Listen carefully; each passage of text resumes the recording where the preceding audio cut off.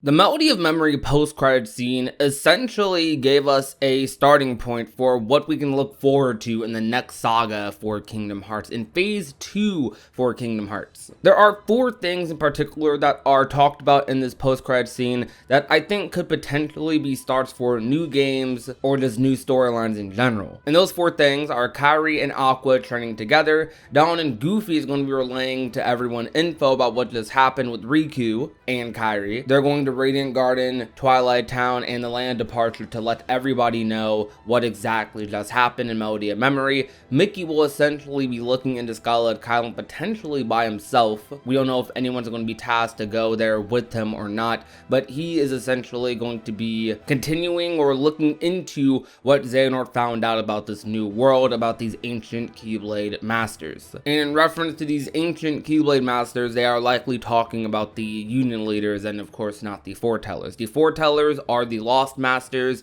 Nobody really knows about them. A lot of memories about the Foretellers were wiped from most characters in Union Cross, aside from the Union Leaders themselves and probably the player. But everyone else either went to sleep in the Data Daybreak Town or just straight up don't know anything about the Foretellers. So the only masters they know are the Union Leaders. And the other thing is Riku being by himself in Quadratum until he finds Sora, and a likely encounter to happen with Yozora based off of the secret ending. Though the secret ending they said was a dream, but Riku had a dream of a real place, or a quote real place. So maybe that encounter actually will happen. Maybe Riku ends up going to Quadratum and Yozora actually is staring him down from the top of the roof and he just wants to smoke. I don't know. Mickey looking into Scarlet is probably like one of the most interesting things for me along with Riku, which will be a first for the Kingdom Hearts series to have Mickey as a main playable character and not some sort of gimmick or some sort of sequence. Just him straight up playable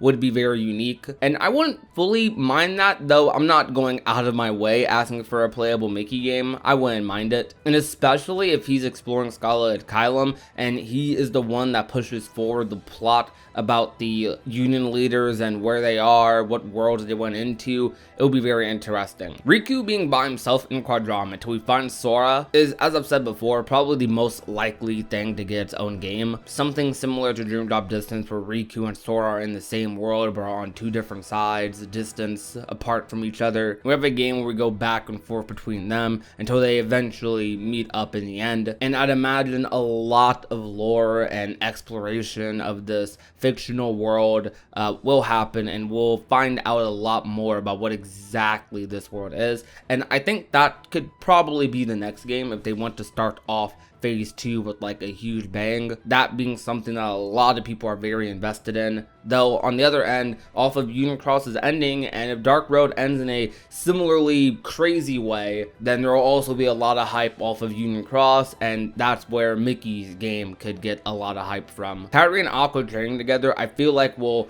probably be mixed in with some other game, either one of these games as a sort of side segment, but I would love for Kairi to have her own game, of course. I think it's definitely still very possible. And I think Kairi and Aqua and the Birth by Sleep trio in general is going to be the main ones like progressing the plot in the Realm of Light, as Mickey is going to be exploring Scarlet Kylan and is probably going to be occupied with that. We don't know exactly how long it's going to take or anything, but it could take a bit. Riku being in a completely other world, no one's really able to reach him or anything. They do know like how they could get to that other world, but they don't quite know exactly what to expect when going in there. So Kairi, the Birth by Sleep trio, and the rest of the trios that Dawn and Goofy are going to be relaying info to, those are the people who are kind of like taking care of the Realm of Light, while the main Keyblade Masters are busy, I guess. Dawn and Goofy is also a little interesting because the way Yen Sid describes their role, while it is an important one to relay knowledge to the other characters in the story, it's almost like sidelining them in a specific way. Though Dawn and Goofy are kind of always on the sidelines, but always on the sidelines in a way where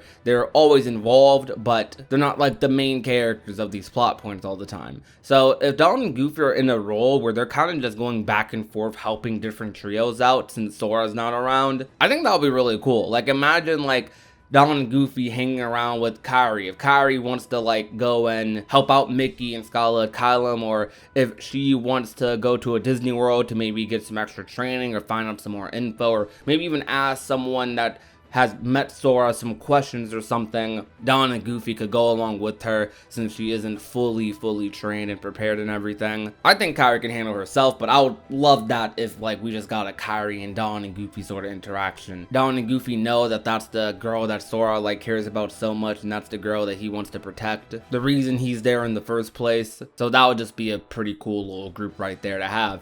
Same thing goes for other characters like Dawn and Goofy with Roxas, or Dawn and Goofy just hanging around the Days trio in general, hanging around with the Birth by Sleep trio. I don't know, like Dawn and Goofy, there's a lot of characters they could be hanging around even if Sora's like, you know, gone. A lot of Sora-like characters they could still be around. So if they're in a position where they're just kind of lurking all over the place, that kind of sounds fire to me. I love that how the post-credit scene for Melody of Memory just basically gave us all these ideas for where they could go for future Kingdom Hearts games. I wonder if some of them are meant to be taken super literally, and if every separate thing Yensid said is going to be a game, with the exception of Dawn and Goofy, because I don't see that being a whole game. But the other three, with Kairi and Aqua training, Mickey and Scala, and Riku and Quadram, I could definitely see all three of those if they really wanted to explore all of those routes that are fullest.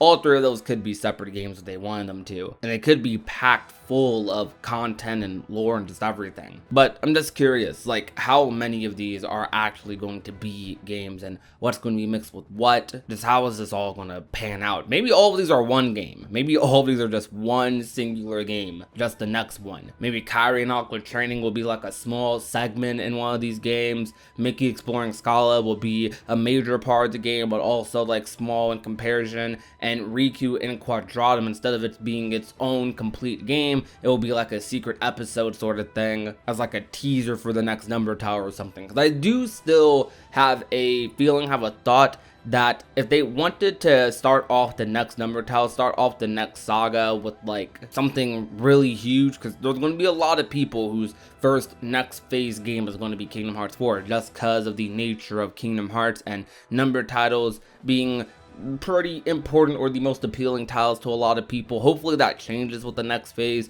but that's just been how it is with Kingdom Hearts for others. But Kingdom Hearts 4 and them saving Veramrex, saving Quadram, saving Yozora, and all major stuff involving with him for a game like that, I could definitely see it, because that would be one of the big games, and I'm sure Nomura would love for one of the most successful Kingdom Hearts games to be with, you know, one of his, I'd assume, favorite projects with Yozora, given like the history of what Yozora kind of came from and his inspiration and all that. It's a very interesting topic to think about. But what do you think though? How do you feel about all this? How do you feel about Melody of Memory's post-credit scene in general? I just wanted to make this video to kind of just talk about my current thoughts on the matter and where exactly we might be heading into the next saga, especially since the 20th anniversary is closer rather than farther away. So we are coming up on that time where we might know what one of these games is, or which one of these games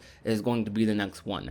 But that will be all for today's video. If you guys enjoyed, be sure to leave a like, share the video with a friend or family member, and last but not least, if you have not already and want to become a part of the union, all you have to do is hit that red subscribe button down below. My name is Prodigy, and I will talk to you guys soon. Peace out, you guys. Bye. Now she's a daydreamer. She's always thinking about him. No more room in this picture.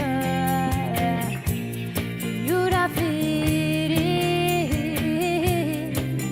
Now she's crying on the phone, telling you she's not good enough for him. When you think that she is